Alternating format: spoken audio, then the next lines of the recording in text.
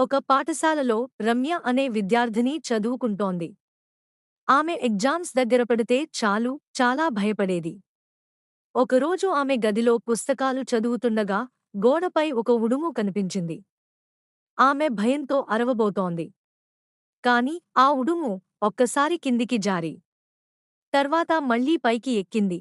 ఎన్నిసార్లు జారిపోయినా మళ్లీ పైకి ఎక్కుతూనే ఉంది. రమ్య ఆ ఉడుమును చూస్తూ ఆశ్చర్యపోయింది. ఎన్నిసార్లు పడిపోయినా అది మళ్లీ ప్రయత్నిస్తోంది. నేను ఎందుకు అంత సులభంగా భయపడిపోతున్నాను? అనుకుంది.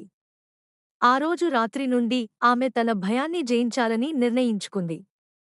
ప్రతిరోజు కొంచెం కొంచెంగా చదివి తనలో నమ్మకం పెంచుకుంది. పరీక్షల రోజు రానే వచ్చింది.